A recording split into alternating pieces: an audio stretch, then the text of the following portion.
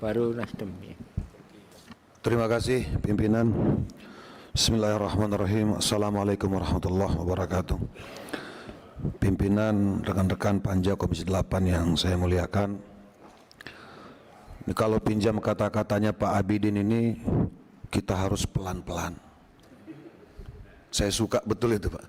Kalau pimpinan Pak Abidin sudah ngomong, kita pelan-pelan ya. Nah gitu. Yang pertama, bahwa tujuan rapat kita hari ini saya kira judulnya rapat dengar pendapat. Jadi bukan untuk berdebat. Kami tadi sudah secara cermat memperhatikan, mendengar, menyimak apa yang Bapak-bapak sampaikan ya, atas tugas dan kewenangan Bapak-bapak dalam penyelenggaraan ibadah haji khusus. Gitu, kira-kira. Saya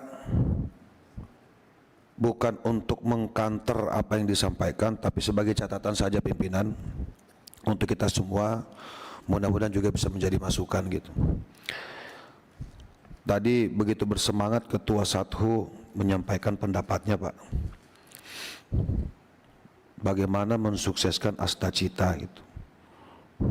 Tentu kami senang Bapak menyampaikan hal itu, karena kami juga bagian daripada koalisi pemerintah gitu. Tetapi percayalah Pak Ketua bahwa di ruangan ini, Komisi 8 ini ya, termasuk PDI Perjuangan Pak, saya yakin pengen Astacita ini sukses Pak ya. Jadi bukan hanya Bapak yang mau Pak Prabowo ini sukses dengan Astacita, kita semua pengen sukses itu. Namun ini ada statement Pak Ketua satu yang saya kira ini justru saya khawatir ini agak jauh dari rencana pencapaian Astacita itu sendiri Pak. Tadi Bapak sampaikan asosiasi ada 13, kuenya belum bertambah gitu. Nah, ini kue ini apa ini gitu kan, apakah jumlah kuota jamaah atau apa gitu.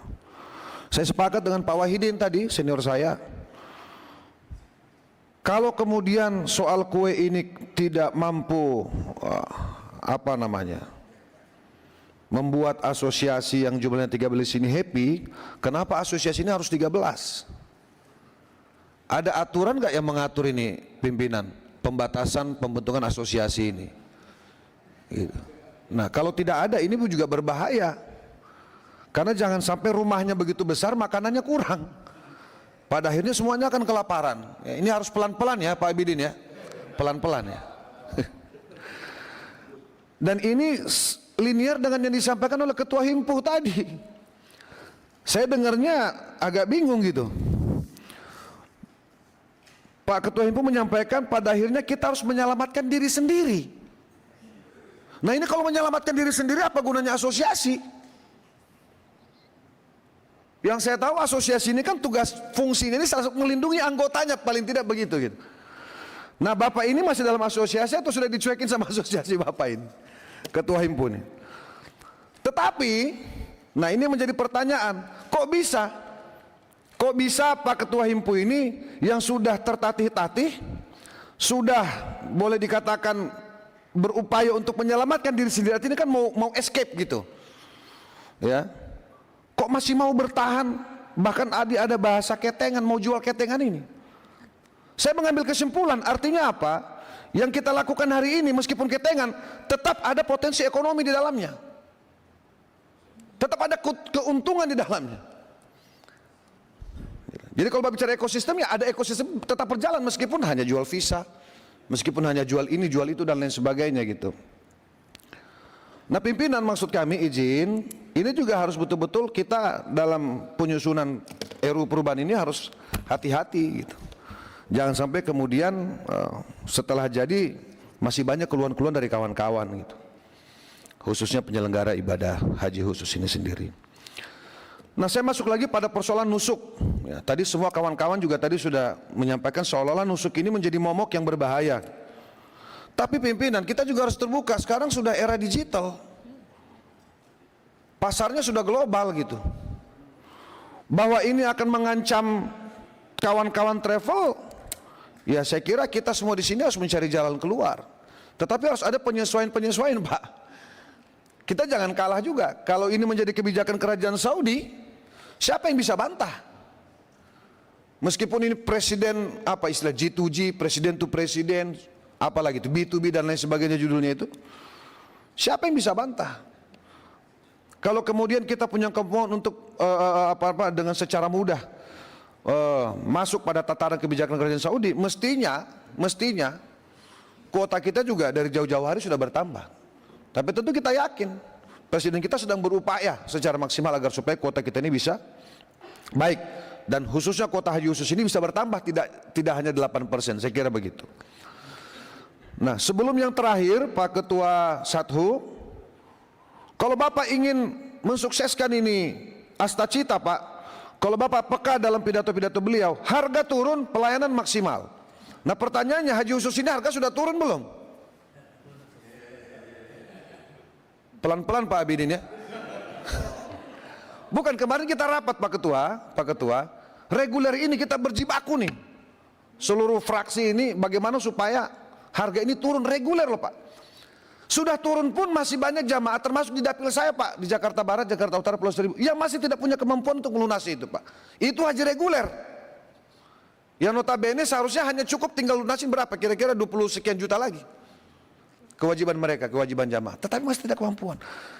Nah, sementara haji khusus ini kira-kira berapa tadi Pak? Di antara 157 sampai 900 juta kalau saya tidak salah, kira-kira. Nah, ini pertanyaannya, siapa yang mengatur ini? Apakah tidak ada ambang batas atas yang ideal untuk haji khusus ini Pak? Mohon maaf, ini kalau kita bicara pekerjaan pegawai negeri, saya tidak mengecilkan pegawai negeri Pak, kita hormat Pak. Kami pernah menjadi pembina pegawai negeri kira-kira di dalam konteks kota gitu. Kapan mereka akan berangkat haji Pak? Kalau tadi Bapak semua bicara tentang ayo kita bicara bagaimana umat ini supaya bisa terberdaya, umat ini bisa berangkat, umat ini bisa beribadah. Tapi di satu sisi kita sendiri pasang tarif begitu luar biasa. Gajinya Pak Husni ini sama gaji saya kan Pak? Sama kan gaji kita ini Pak? Ya, kalau kita bicara gaji saja Pak, nah mungkin Pak Husni bisa berangkat ini haji khusus Pak. Kecuali dana-dana yang lain Bapak tidak pakai. Enggak, ini bisa dianggap joke Pak, tapi bisa dianggap serius Pak, mohon izin gitu loh. Saya tidak bisa bicara haji karena saya juga belum haji Pak. Tapi saya mau berangkat haji bagaimana kalau uang saya juga tidak cukup gitu loh. Ini kan sangat miris kalau kemudian kita ini yang penyelenggara negara, tapi bahkan tidak bisa sebut aja harus menabung, harus berapa gitu. Ya, kapan kita punya tukang sampah ini bisa berangkat haji? Kapan kita punya penggali kubur ini bisa berangkat haji Pak? Kapan kita punya pembantu rumah tangga ini bisa berangkat haji? Gitu. Kapan kita punya saudara-saudara yang di pesisir yang tiap hari mencari ikan di laut, ya, menanam padi dan sebagainya bisa berangkat haji kalau kemudian negara tidak mengatur ambang batas atas sehingga mereka mampu mengukur. Ini kan bias. Bisa tiba-tiba dengan alasan pelayanan, dengan alasan penerbangan, dengan alasan ini dan itu yang tadinya sekian jadi sekian, kira-kira begitu. Nah, ini saya mohon juga menjadi pertimbangan kita nanti di Komisi 8. Dan yang terakhir Pak, haji mandiri Pak Ketua Sathu, Ketua Ampuri, hijau warnanya Pak ya. Tegas betul ya. Ketua Ampuri, ini tadi haji mandiri Pak. Ini juga sepakat juga saya sama Pak Wahidin Pak. Dan saya pernah sampaikan di rapat kerja sebelumnya, kawan saya pernah melakukan itu, pasti nggak tahu itu apa sah apa tidaknya, saya juga tidak paham. Tapi menurut dia sah. Yang dia langgar tadi soal negara saja, mungkin soal aturan, gitu loh. Tapi kan tadi Ketua Himpu juga tadi bilang, pada akhirnya kita melakukan yang kadang-kadang bisa melanggar aturan, gitu loh. Akhirnya jamaah juga mencari caranya sendiri Pak. Akibat dari regulasi mungkin ya, penerapan pelayanan yang kita lakukan, harga dan sebagainya, memaksakan jamaah-jamaah dalam tanda petik ini melakukan cara-caranya sendiri Pak. Saya mungkin andai kata ada di posisi kawan saya kemarin itu misalnya, ternyata bisa haji dan halal, misalnya sah, mabrur, diakui, paling tidak Tuhan mengakui, kira-kira begitu menurut kita ya. Mungkin saya akan lakukan loh, ya gimana haji begitu mahal Pak, gitu. Nah, jadi saya kira itu Pak, tapi intinya tidak ada yang semua luar biasa tadi masukannya, pendapatnya. Saya pribadi sudah mencatat juga Pak semuanya. Mudah-mudahan niat kita bersama di luar urusan bagaimana kemudian kita melaksanakan tugas, tetapi kita semua yang ada di sini bisa berdiri tegak untuk memastikan bahwa seluruh jamaah umroh haji kita ini bisa dimudahkan, dilancarkan perjalanan. Kita lah sebagai bridgingnya Pak, sebagai jembatannya Pak. Mudah-mudahan saya doakan Pak Ketua Satu. Saya suka gaya Bapak tadi bicara Pak, tegas betul. Biasanya yang paling keras di sini bicara itu Pak Husni Pak. Tapi hari ini Pak Husni saya lihat dikalahkan oleh Pak Ketua Satu nih irama bicaranya. Saya juga agak tahan-tahan karena ada Pak Abidin. Karena Pak Abidin harus pelan-pelan. Jadi saya kira Pak Ketua Satu, Pak Ketua Himpu, Pak Ketua Ampuri dan teman-teman Sapuhi ini juga terlalu banyak Pak namanya Pak. Ini coba kita sederhanakan lah kira-kira. Kalau tadi dari 744 pada akhirnya harus menyesuaikan dengan 6 apa tadi itu? User, saya kira ini juga bisa lah Pak. Kalau pada akhirnya semua adalah kepentingan-kepentingan yang positif tentu untuk umat, janganlah kita buat rumit urusan yang seperti ini. Saya kira itu saja pimpinan, terima kasih buat semuanya. Saudaraku sekalian pimpinan, wallahul muwaffiq ila aqwamit thoriq. Wassalamualaikum warahmatullahi wabarakatuh. Terima kasih Pak Sigit. Sebelum dilanjut